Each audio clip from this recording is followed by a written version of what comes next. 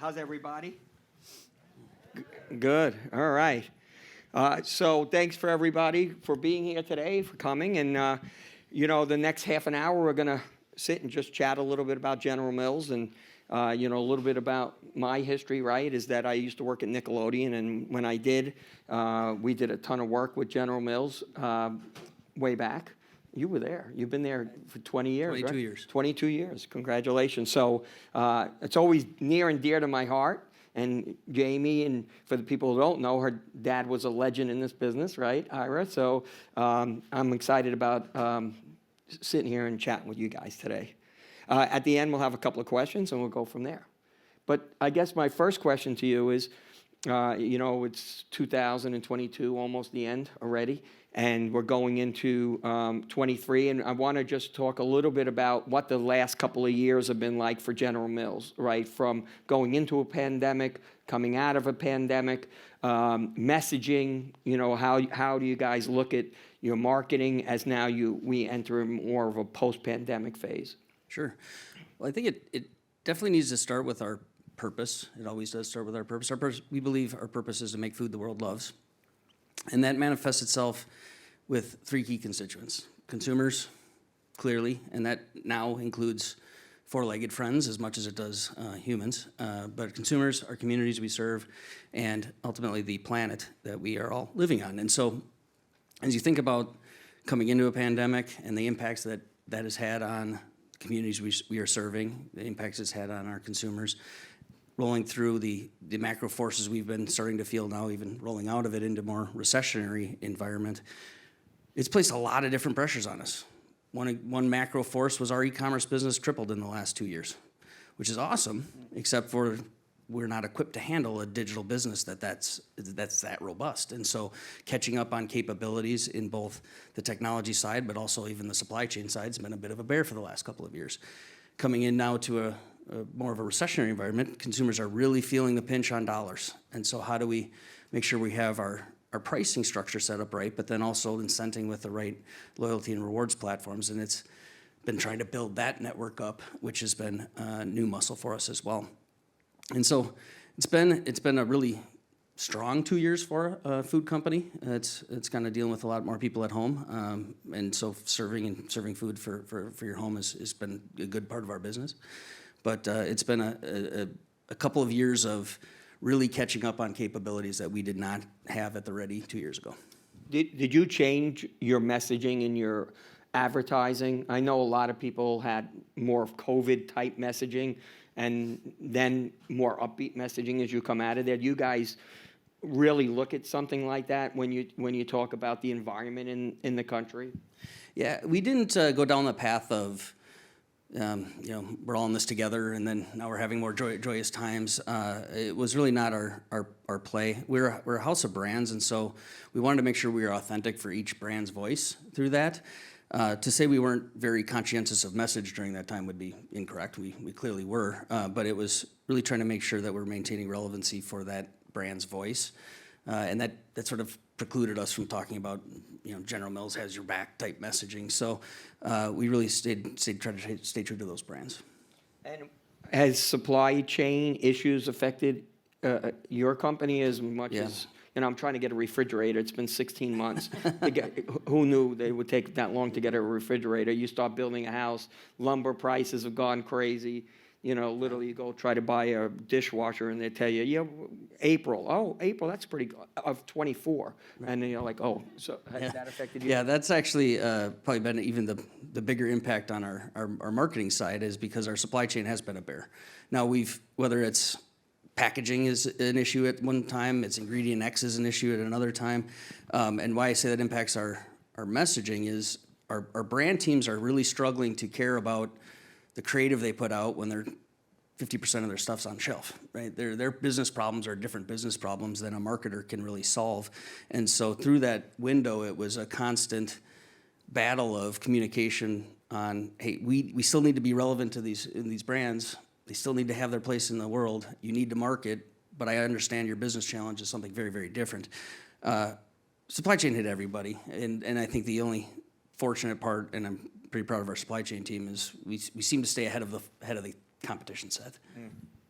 So, Jamie, for either one of you to answer this is, since I've been at Nickelodeon, TV viewership has changed quite a bit, right? I left Nickelodeon in 2012, and you started to see the erosion of ratings as the eyeballs, and you have a 6 and an 8-year-old, and yours are a little older, but you've probably seen in their viewing. How much has that changed? How do you find kids these days? Like, how do you target kids? Where do you find kids? Because, they're everywhere, right? From TikTok to YouTube, et cetera. Does that make your jobs harder? I don't know if it makes it harder. We just have to get smarter about the data that we're using in order to target them while making sure we're following all the regulations. So it really plays into the new audience-first approach that we're taking across all General Mills brands, where the consumer is the focal point, and the messaging and where we talk to them, when we talk to them, and how we talk to them is really that trigger to get a desired action. So if that be a TV commercial because we're trying to get brand awareness, that's great, and that's a desired action, but it really is a way that we can look at it from brand to commerce to shopper in the same way. And it, as Jay said, it's the consumer at the center. It's not a budget at the center. It's not brand versus shopper. It's all about the consumer first. Has that changed? Do you still more rely on demo, or is it now more audience-based targeting? Audience-based targeting. It's definitely, in some ways, yes, we still use demo when you're by TV and video, but there are other ways that we can look at going past the demo to understand which programs will really perform the strongest against our strategic target. So it's mapping that strategic target to your buying target in the best way we can to mirror it, and that is data more than demo. Right. So staying with the idea of data and audiences, how do you guys inside General Mills use first and third party data to help inform your media campaigns? Yeah, so I'd love to talk about data a little bit, and it's actually one of the biggest challenges we have at Mills right now is everybody's on this push for first party data. And the way you would think about that, you'd go, I got to go get it, and then I got to house it, and I got to learn from it, and then I got to activate. It's a very linear approach to how you would think about first-party data, but the problem is if you don't think through the end first and how you're actually planning to use it, you don't get the right stuff in the beginning. And we really have this problem with our brand teams. So they're all out there getting first-party data, and by the time we get to the activation part, they haven't collected the right data in order to activate the way they're trying to activate. And it's an interesting problem for us to push on. And the reality is there's really only like 5 things you're gonna do. You're gonna either directly message somebody, you're gonna say audience segment for targeting, you may use it for measurement, you may use it for insights, and you may personalize your own platform experience. That's kind of all you're going to use first, second-party data for. Mm-hmm. And so if we can get our brand teams to really be really articulate about that's the activation I'm intending to take, then we can go put the right data plan in place. And it oftentimes isn't requiring us to go get people's emails. They're trying to segment audiences for media. Great. Well, we don't need to go get this type of data in order to do that. We actually probably have most of it at the ready. So do you use Catalina at all to inform your decisions? Does that give you some insight as to, lapse General Mills purchases, or, how do you go deep into a company like Catalina to get some information that helps, develop your media campaigns? Yeah, so we specifically, agencies lean a bit more towards IRI or Nielsen, but a lot of our vendors that we use are really the ones that are bringing Catalina in. So where we're looking at that panel data and what's happening in our retail customers, we're then mirroring that so you can go find those people. And again, that's where the data strategy comes in. So we would come to you and say, hey, I need to reach dog owners who have a dog 1 to 3 years old. What can you do for me? How can you identify those people and reach them in real time? And then that's where you would look at that Catalina data to build it out for us. That's great. So many companies these days rely on MMM data as CTV, OTT, linear, digital, everything's converging. How does that change as we go into the future, right? Because MMM doesn't always translate into things outside of Mendelsohn, outside of Nielsen. How does that work? I think measurement is really the next big rock for all of our CPG companies to figure out. That I don't think anybody has done it well yet in terms of e-commerce performance, shopper marketing performance, the vehicles, channels you were just describing, none of them are really captured in mix. Our brand teams still rely heavily on mix as their proof point when it suits them, but they don't really believe mix when it comes to investment decisions either. Yet we still, for whatever reason, are beholden to it. I think the future, all of that stuff has to work together. This is maybe a Captain Obvious statement, but we need to figure out how we actually get brand teams to choose smartly between a national TV ad and a shopper program at the shelf, or an e-commerce placement in search versus a Google placement in search. We don't have the tools to do that. We right now make distinctions at an allocation budget level at the very highest level and then say, now go optimize. And I think teams in the field have good optimization around shopper versus e-commerce trade, but they're not comparing to national. And I think national has a good handle on mix and what it does for their business, but they're not comparing it to their retail levers. And so figuring that combination out is the future. I have no idea how we do it, but we need to get there quickly. So I know one thing that COVID and the pandemic did is help you develop an e-commerce business and DTC. Can you tell us a little bit about how you've developed your e-commerce side of your business, and is DTC something you're looking at? So e-commerce is a huge portion of our business now. It's about 15% of our business, which puts it bigger than Kroger. Kroger's our biggest retailer. Outside of our biggest grocer, Walmart's a little bit bigger, but so it's a big important part of our business. And like I said at the beginning, building up those e-commerce capabilities around really content, how we distribute our content on retailer platforms, how we optimize our pricing on retailer platforms. Those capabilities are still candidly in a bit of their infancy. As it relates to DTC, it will play a part in our mix, but not a lot. We sell our products through key retailers, through key partners. DTC, I think, can play a role for us somewhat on some insights for smaller businesses. It will definitely play a role for us as it relates to marketing activity, promotional activity. We want to have limited edition 400 Wheaties boxes that we're going to want to sell to consumers to build buzz about our new partnership with the women's national team or something like that. But it won't ever be a huge business for General Mills. We're going to go through our partners. Okay. Tell us a little, back when I worked with you guys more closely with Nickelodeon, it was during Barack Obama's was the president. Michelle Obama came out with a healthier for you kind of point of view, and then all of the food companies, took the pledge. Tell us a little bit about General Mills and what that means for you these days. I know you talk about food for the world, right, is a big, important part of what you do. Tell everybody a little bit about food for the world and what it means and healthy choices. Yeah, so as it relates to, through product development, through acquisition, I would say all of our portfolio is shaping more towards a healthier portfolio mix. As it relates to some of the new brands we've recently launched something called Ratio, which is across cereal, snacks, and yogurt, and it's very laser focused into the health space, mostly on keto and protein.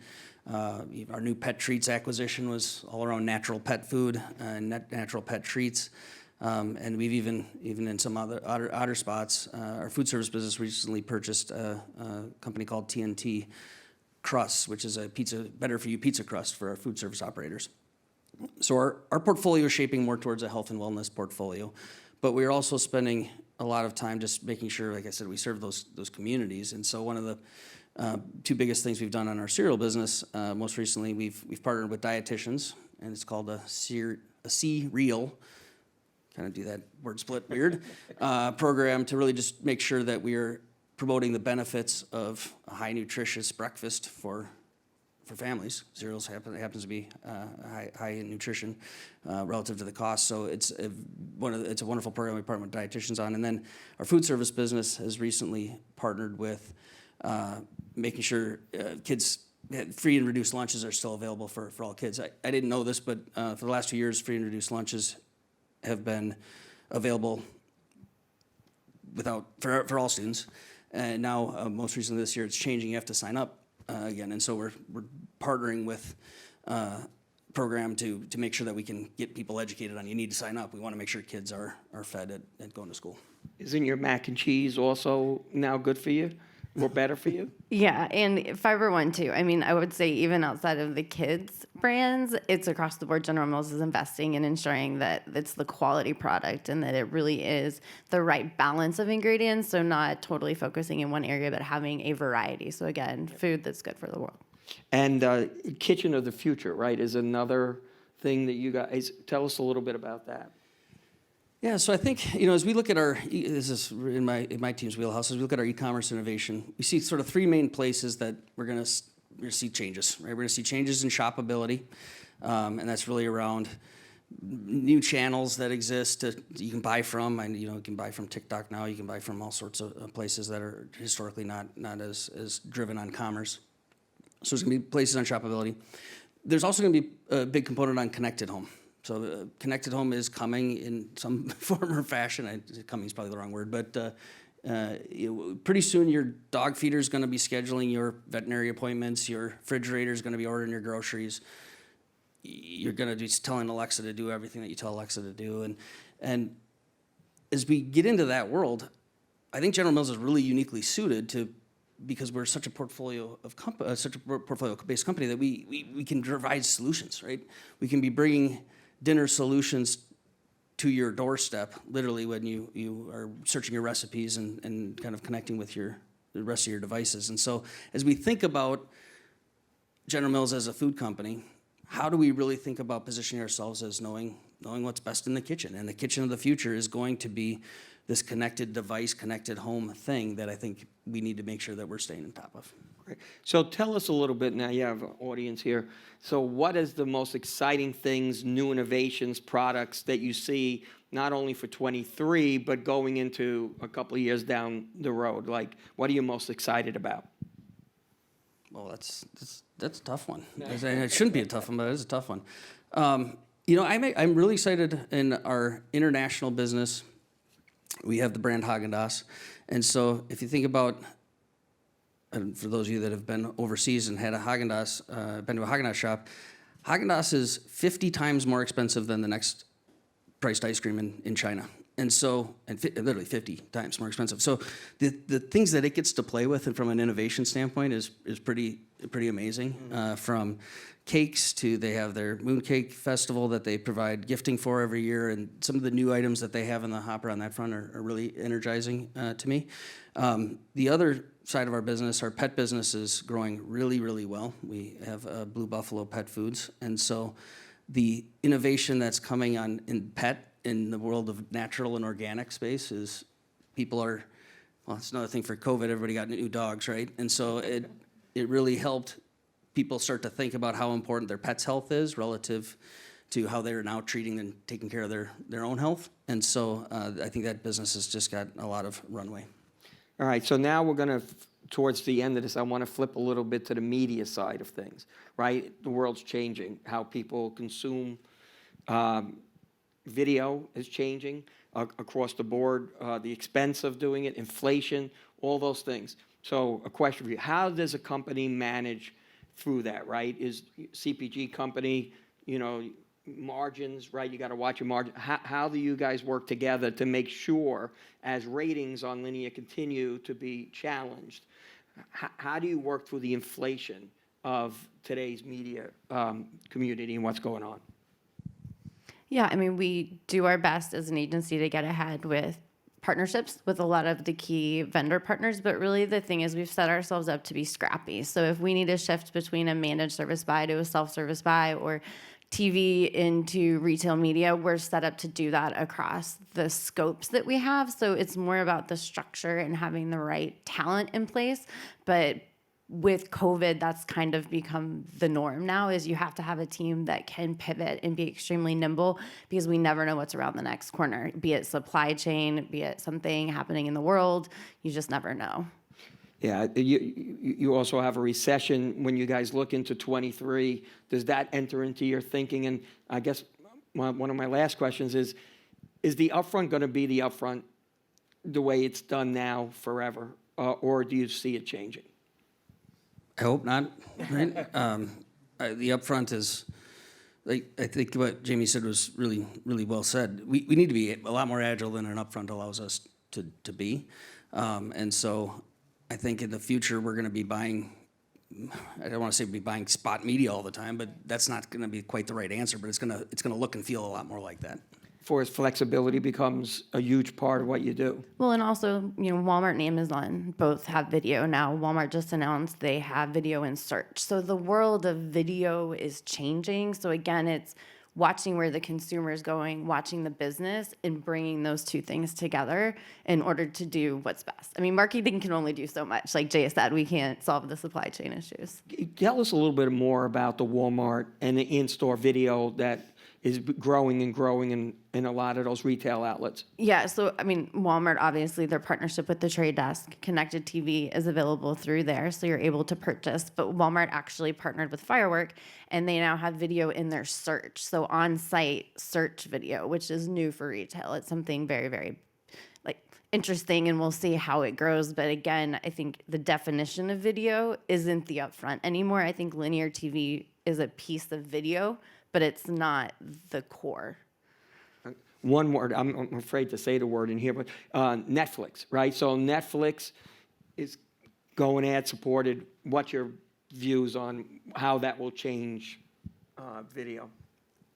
I think some people will adapt, join. I mean, I think it's the same. You have Peacock, you have Paramount, you have Discovery Plus. You can either pay to have ads or pay not to have ads. So consumers will start making choices.